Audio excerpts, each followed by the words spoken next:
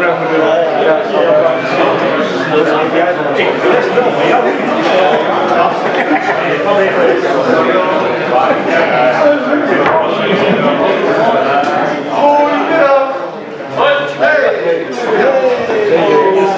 je nog even thuis daar of zo? Niet de hele tijd. Soms ook daar. Well, thanks being here again. We got a really nice talk from Tim going to Mage. Report. He's going to share some really cool insights. So please stay put and enjoy his talk. Thank you. Thank you. Hello everyone, my name is Tim. I work with Byte for 5 years now and I'm actively developing with MageReport. And today I would like to see what we have learned the past year, what we have seen. Right, the agenda of today is that we're going to look at what MageReport is, what we have seen over the last year, since the last Magento, which was in the Jaggers in Utrecht. And after that we're going to look what may be the next threats that will come up in the next few years. I hope you're interested into that, and we will see. Alright.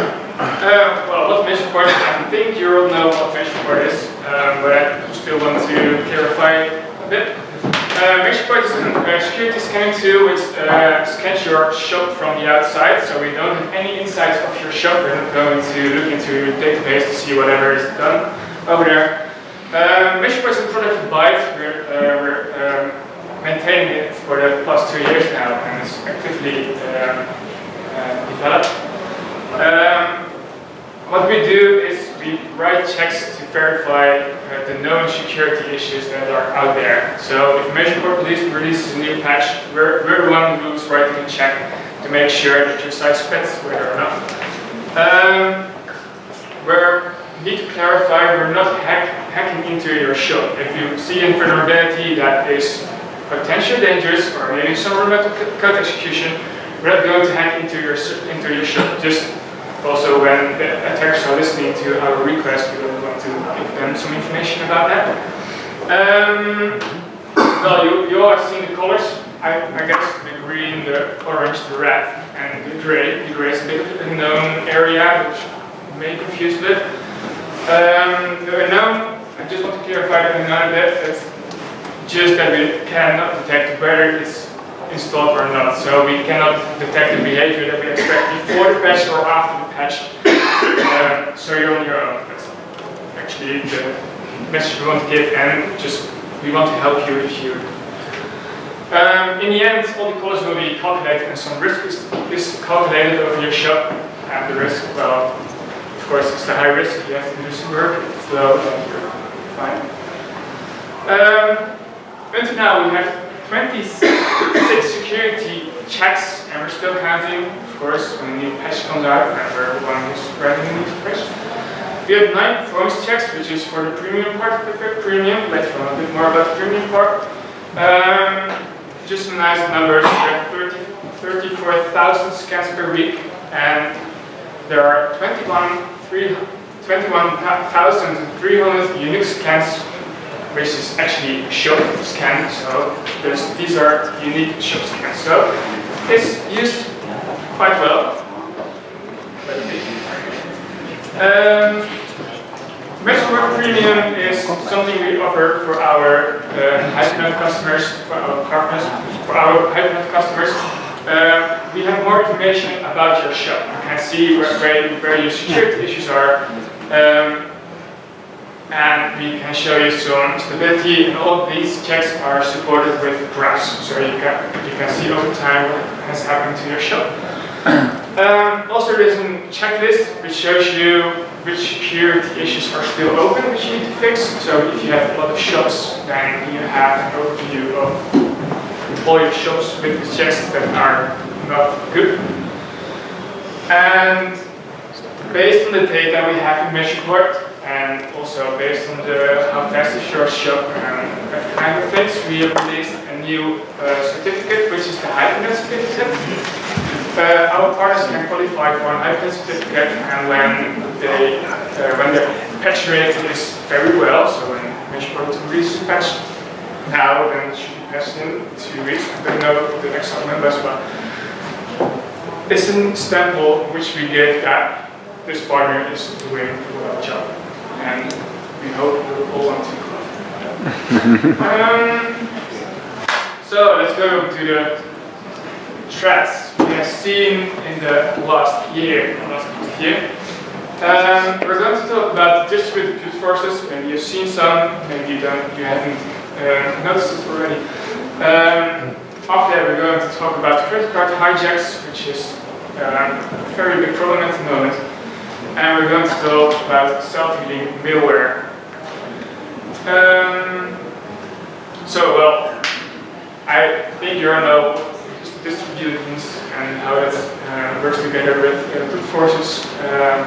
A lot of devices, and that can be Internet of Things, can be VPS, can be hacked websites, maybe your own shop is hacked and participates in a distributed brute force. I don't know.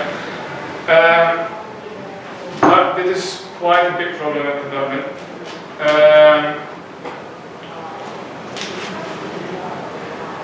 Because a distributed brute force calls that one IP just tries to log in a few times over a long period of time.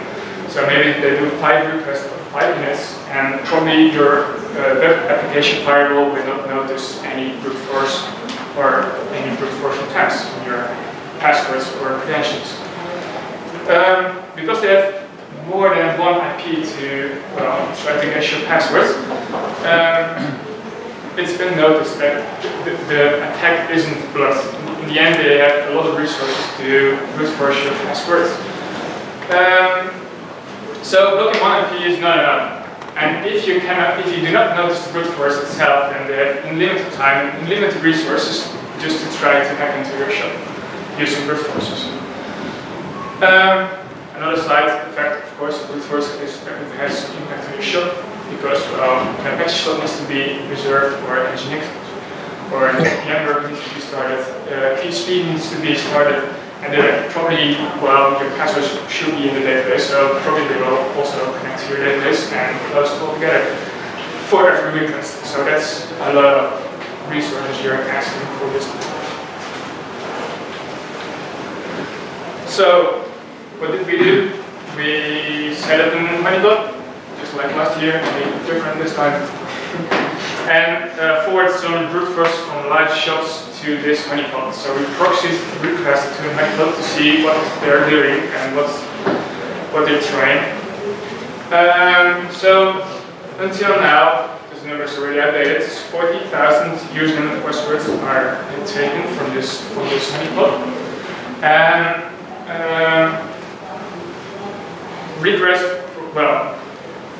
these brute forces are mostly on the brute force URLs, which is the admin URL, the download URL, or the RSS endpoints. Later on I'll show you the endpoints which are likely to be brute forced. What we have seen is that's we can say it's always a dictionary attack. There are always usernames, passwords which should belong to a list. It's not random, it's not that you can see that there is a specific order in characters building up. So it isn't word list. The funny part we have seen in this brute force data is that vendors' names are used as the username they want to brute force. But why? Why would they attack vendor usernames? Well, we think that if you need support of one of the vendors, they will ask you to create an account into your shop, and they will log into it and try to help you out with the property you have. But probably that window is big enough to brute force, or interesting enough to brute force. So I'm not sure. It's just an hypothetical thing, something we're thinking of. Why would they brute force vendors? And we don't have a good answer for that. But maybe you have an explanation for that. Maybe you want to share that. Besides the vendor, we see also other usernames. The usernames are just random picked. They're not trained. They cannot see into your shop which usernames you have set over there. And most of the time, the username is used and some random number at the end as password, which is probably stupid. You never know. So here's an overview of the URLs that are brute force. These are URLs that are protected by a login screen, so we should try to make sure that they cannot brute force these URLs. So maybe a whitelist is a solution for that. So maybe you have specific IP addresses which your clients or your merchants or you're working from, and you should just allow those IPs to these URLs because that will reduce the amount of brute force because it shows those networks. Of course, we have a MageReport check for that. Make sure it's green. Okay. Also, make sure your admin URL is just a custom URL, which is hopefully the basic thing you do when you install a shop. And another thing is the strength of passwords. It's still an issue. Make sure your passwords are strong and that they're not brute forceable or in any dictionary, or even maybe consider two-factor authentication. Well, why two-factor authentication? I hope you all know what two-factor authentication is. Two-factor authentication, you need two things before you can log into your shop. For example, the first thing you need to have is something you know, which is your username and password. The second thing is something you have. So the code, when you log in, the code is sent to your device. It can be your mobile phone, it can be your laptop or your iPad, but it identifies who it is. Brute forces trying to get access to something you know, so username and password. But the second thing is really hard to get from. So if you want to make sure that they cannot use your admin backend when you brute force your account, maybe this is a solution.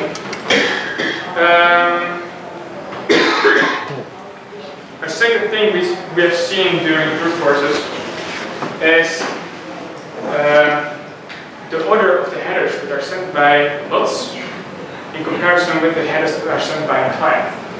Browsers are data-instant, so they're always sending the headers in a specific order.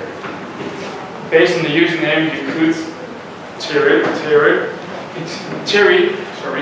in theory, you could, based on using the username, you could tell which header should be sent in which order. So Firefox version X should send the headers in this order. Chrome version X should send the headers in this order. If the browser isn't doing that, maybe you can identify it as a harmful bot or something, and you want to deny the request to your server. We're still investigating this. This is just a theory we're figuring out, and probably we're going to we will see if we can get into a solution for this. Here's an example of one of the bots trying to which can buy on our honeypot. The host, for example, the host header should be sent first before the accept header, for example. And it tries to log in with the username Kobe. Alright. Also interesting, this browser is 5 years old. Maybe it's, I don't know. Hopefully your clients are not using the browser, which is 5 years old. Are there any questions so far? No? So I want to ask you to raise your hand if you think your passwords are brute force safe. So you're convinced that your passwords cannot be brute forced.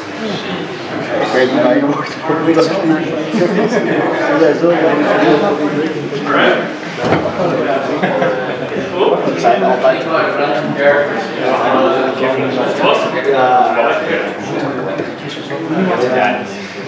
May I ask you another question?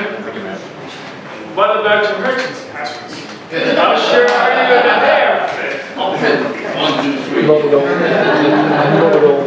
do you want to make sure?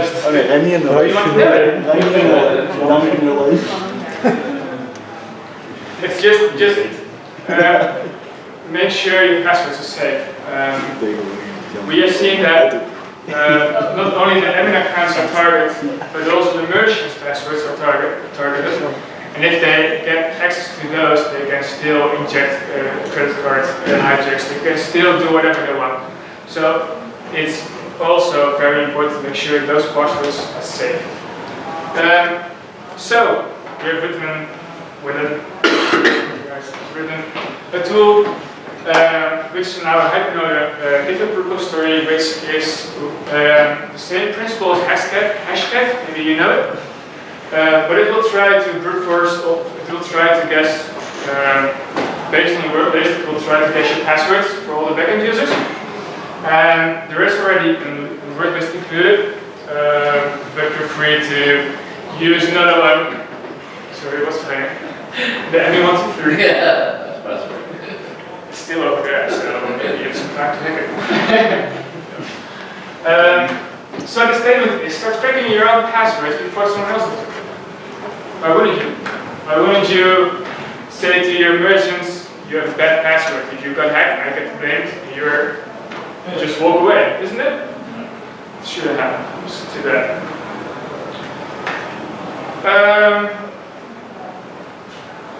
Alright. I want to ask your help. We have this honeypot, and we would like to collect more information about this honeypot. We want to have more information on this honeypot. We would like to have more, which sounds a bit silly, but we would like to have some more brute forces to our honeypot. So if you have any URLs you're not using, like the downloader or the RSS URLs, or maybe you have a custom admin URL, you could proxy the request through to our honeypot. Then we can make something nice of it. We already have given an example for the Nginx configuration, how you could do it. If you need any help, just contact us or send us an email. What we can do is we could provide a frequently updated list with IPs we have identified as harmful. So maybe you can provide an web application firewall format file which you can include into your server, and then block all those IPs which we already identified as harmful. Because we have more data, we can aggregate those data into such a list. We could also provide a word list which contains the usernames which are used the most, or the password that are used the most.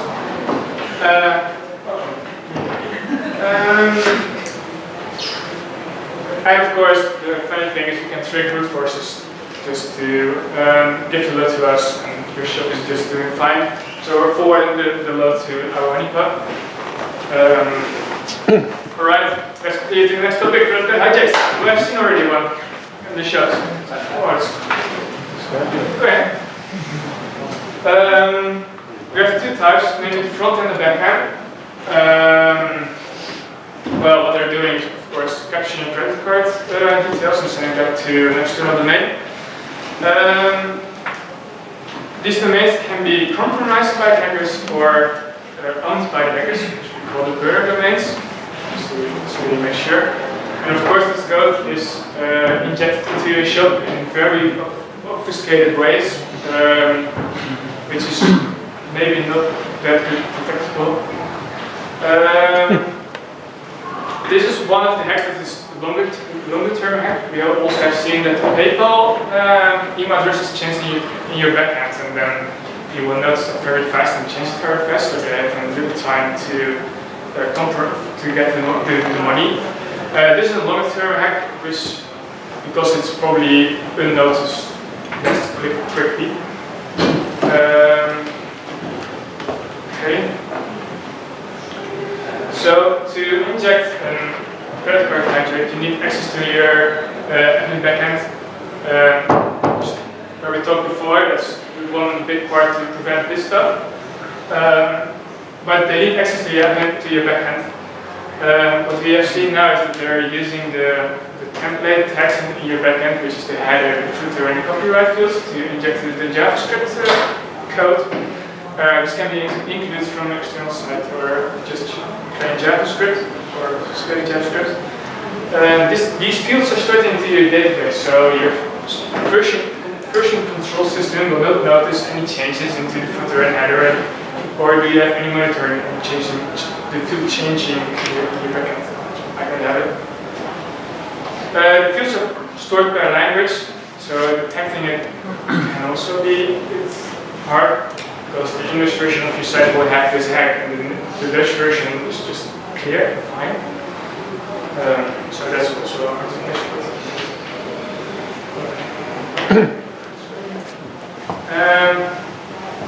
Well, we're doing our best to, we haven't checked for this on MageReport, and we're doing our best to make sure that's updated. Only the signatures are changing all the time, so it's very hard to update. Well, we need to collect all the information to update the check. Unfortunately, they're always busy trying to set stuff. They're targeting really the checkout URL, so where the payment is happening, then they will send it to an external website. And we also have seen credit card hijacks that will hide themselves when you open Firebug. So if you want to try to do that, then it just completely disables itself, and it should be just looking flying. Just so this is an example. Have you seen it? No? This is just a part, it's not the entire Muller injection. Just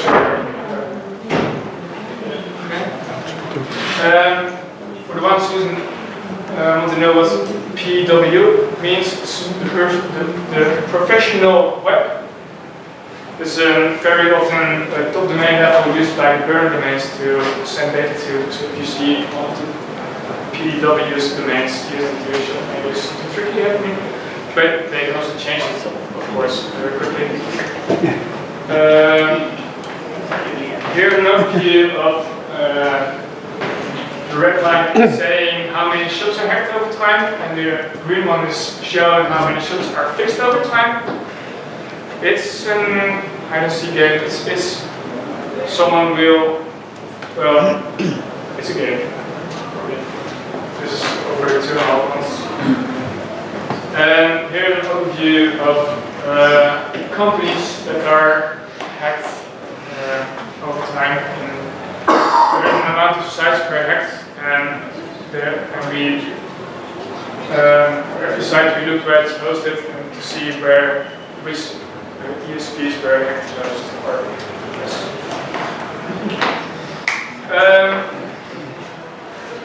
can you prevent includes from external websites? Yes, you can. There is something that's called Content Security Policy, CSP, which basically is a whitelist for your shop. You can send a header to the browser with a whitelist of domains, and the browser allows to include JavaScript from those domains you have set into the whitelist.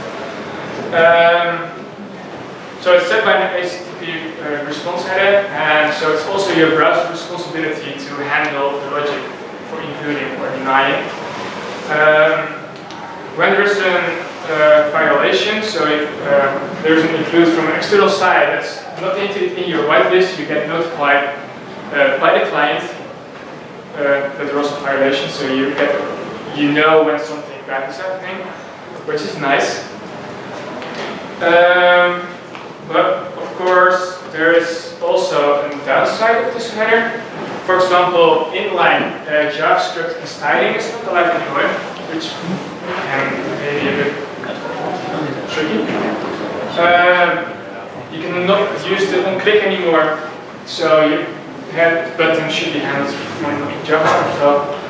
And evil and the function constructor are completely disabled. So that's the next one. But these restrictions are. Sorry? You can disable these parts of the content security policy, right? So you can still use the whitelist and then they will disable. Oh, that's nice. I didn't know that. Yeah. You can. You have to just use, I think, allow inline and allow eval and then. Okay. So you can set it into the header itself. Yeah, exactly. Yeah. Okay, good to know. So then all the downsides will be gone. It's probably still good not to have eval, actually. You know, if you insist on having it, you can keep it out the content security policy. Okay. So it's good to know it's there.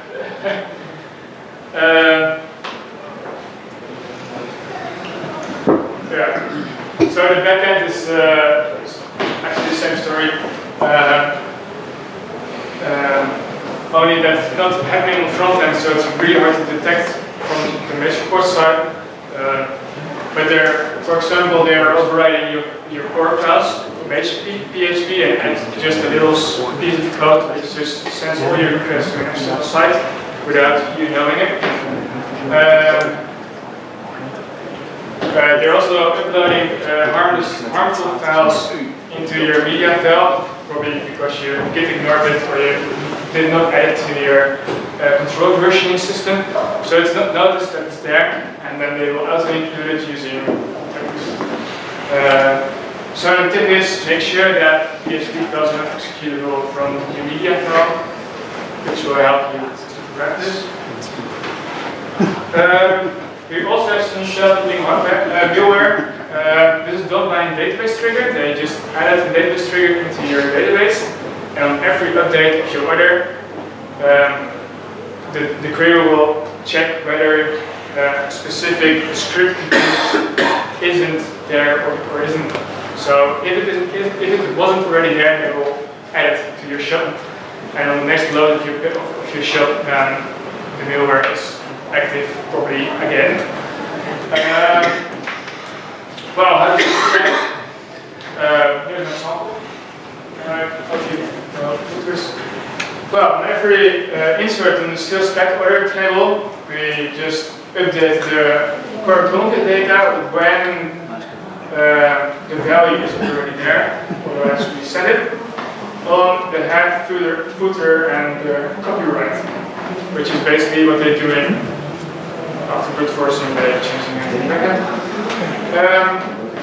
Or if you notice that, then they just update your CMS block, which is on the other pages, and insert over there also the script. So when you're cleaning up malware, you should also check your database. There is also get.php in your Magento shop, which will check if there is a file on disk. If it's not there, it will look up in the database if it's over there. If it's over there, then it will put back the file back on disk and serve it to the client. So when you clean up that one file, it's still in your database, then on the next request, it's back.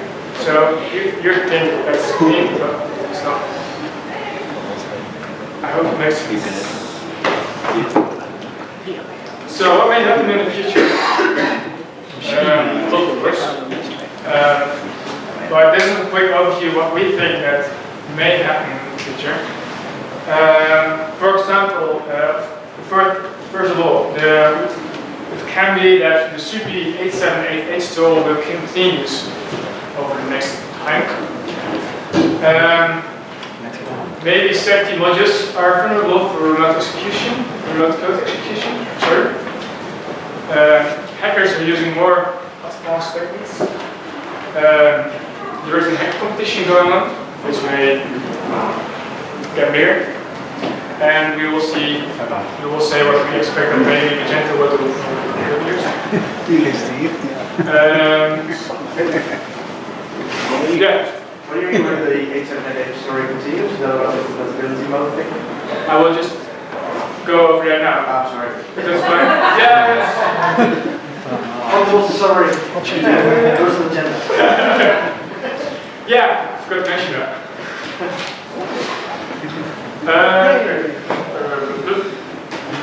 I lost it. Okay, here we are. So there is a patch release which is called CP8788, and it prevents you to well, Magento used to use the unserialized methods of PHP. These methods are not that quite safe because they're not verifying what you're putting into it. So the unserialized method of PHP would expect just a normal string, which is serializable and unserializable. there is something going on, or it's already known that if you write objects, PHP classes in a specific order and serialize that and then go put it through the serialize method, then maybe some remote execution, code execution is possible into your Magento shell. So therefore is the SUPI 8788 patch to prevent this kind of things happening. Unfortunately, we have seen that not many shops are patched with this patch. So we're still, what we have seen over the last month, this number is about the scans we have seen in MageReport over the last month, is that 53% of the shops we have seen isn't patched for this security issue. Until now, that was not a big problem because no one knows how to exploit this. But if that's going to happen, then we have a big issue at this moment. So, some people on the internet already try to reverse engineer it, but it's quite hard because you need to have a specific chain which you can serialize and unserialize to make sure some PHP code injections are happening.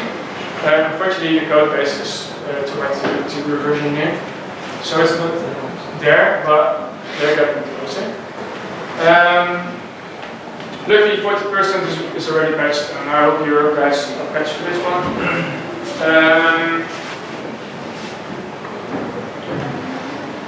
So the exploits we're talking about can happen in the checkout URLs and the admin URLs. So there are the exploits, the possible exploits.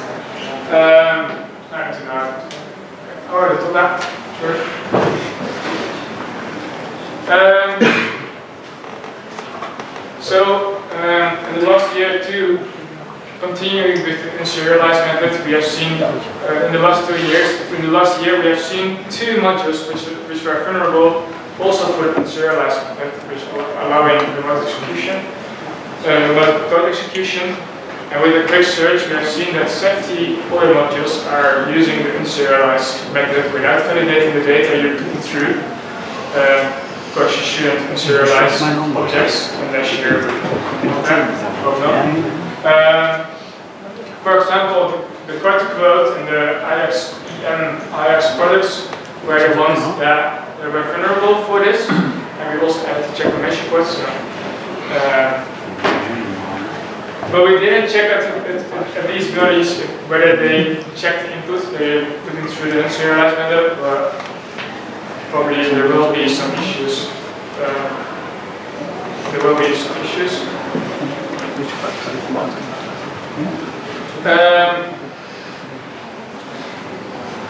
Lately, we have also seen some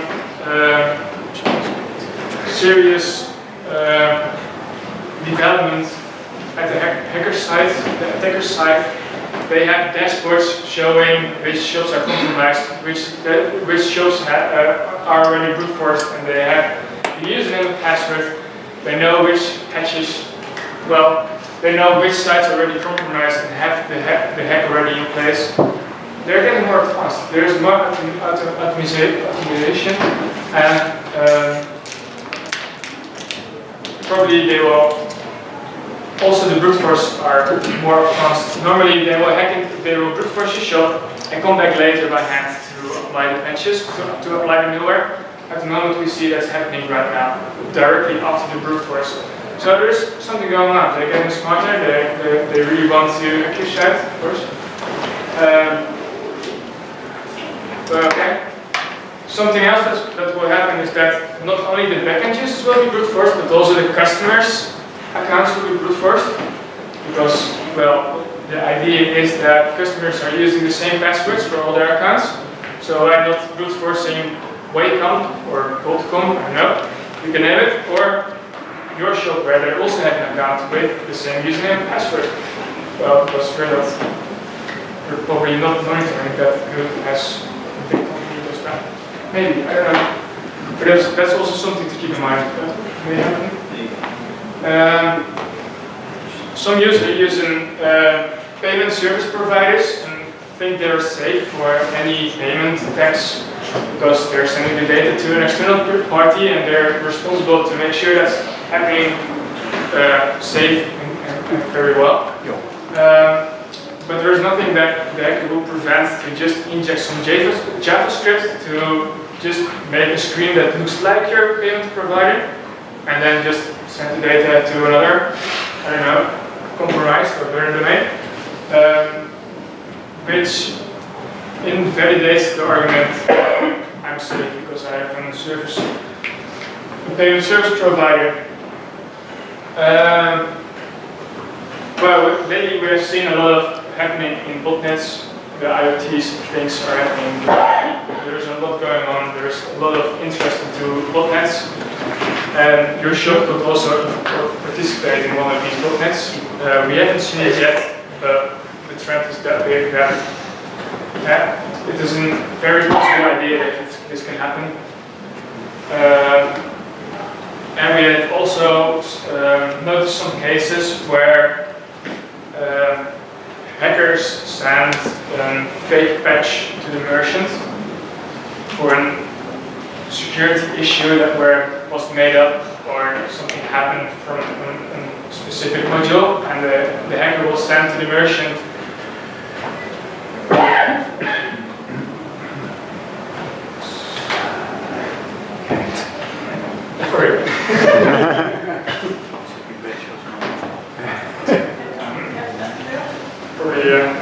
something has to do with the ISO.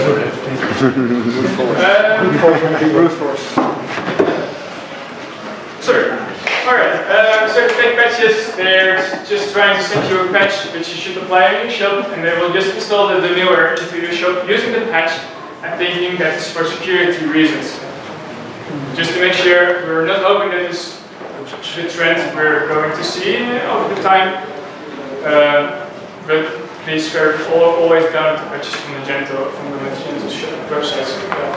We saw unpatched the 1.3 shop on Hypernode that was hacked and used as part of the botnet, and they demanded 5 Bitcoin ransomware for it, otherwise they will lose it in botnet. So we prepared and patched it, but we actually have seen it.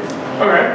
Second thing that we've seen is that the brute forcing of accounts was done with a list of employee first names that I presumably got from LinkedIn for a merchant, and it's just those first names, which really cut down the possibilities there.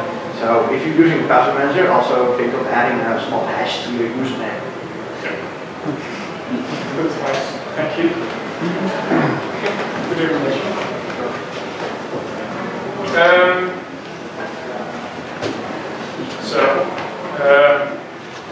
We also have seen some hack competition in the sense of that your shop is hacked through a specific security hole. They just close the security hole to make sure that the site is for their own. We also have seen that multiple hackers are coming over your shop and replace the hacks of each other.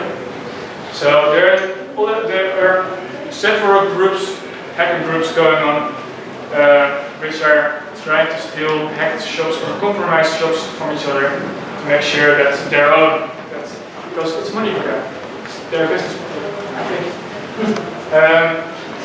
So it's also funny that we are not the only one trying to make sure it's our shop. Do that.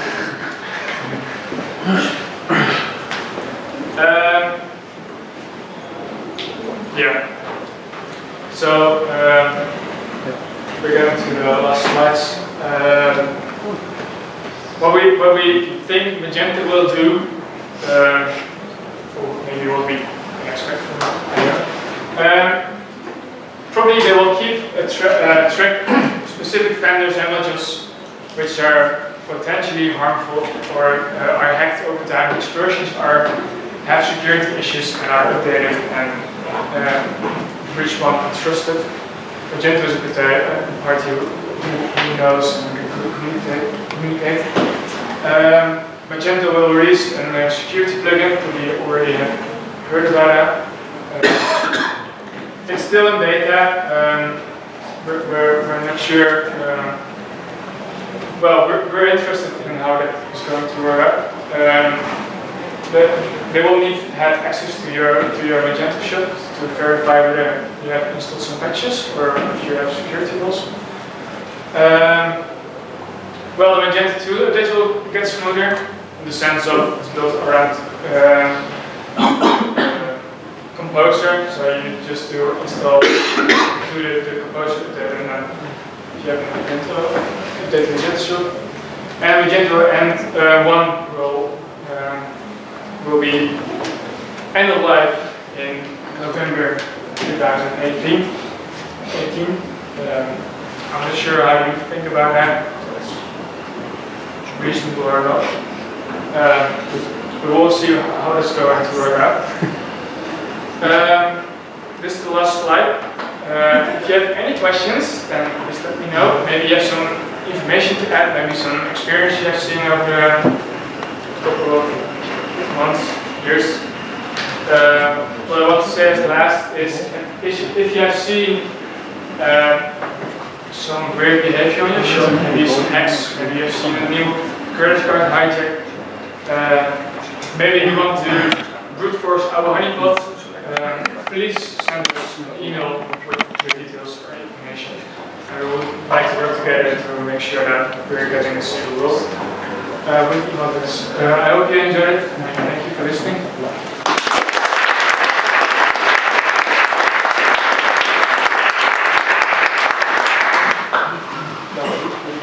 Question. Have you seen any of the database trigger exploits in the wild on one of your client servers? Not yet. We have one case until now.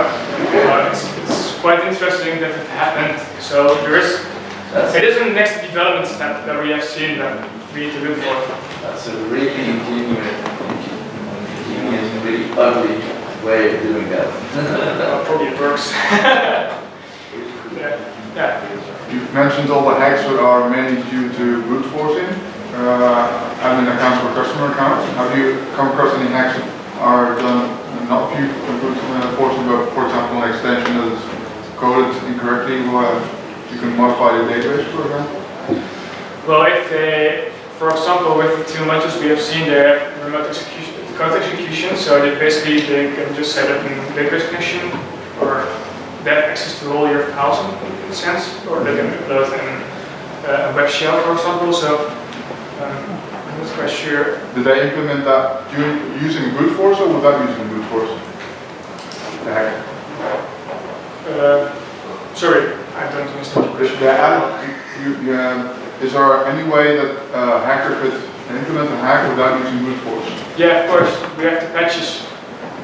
The security holes that are close to using the patches, for example, shoplift is one of them. You get access to the entire shop without using brute force, but you're just exploiting the shoplift, using the shoplift vulnerability and install in that way. I hope that answers your question. Yeah. What are the plans for MageReport when Magento 1 reaches the end of life? Well, we continue with Magento 2, of course. Yeah, okay. But will you still, I'm not sure how it will work out when it reaches end of life, but will Byte somehow continue on? Yeah, we will, because there isn't still a big amount of the Magento 1s. Yeah. And in comparison with the Magento 2s, it's still, there's still a lot happening in Magento 1, but not that much in Magento 2. If we compare the checks we have from Magento 2, that's just 1 or 2 checks at this moment, and from Magento 2 there is a big audience which is still using Magento 1, so is still interested also after the end of life to support Magento 1 with MageReport.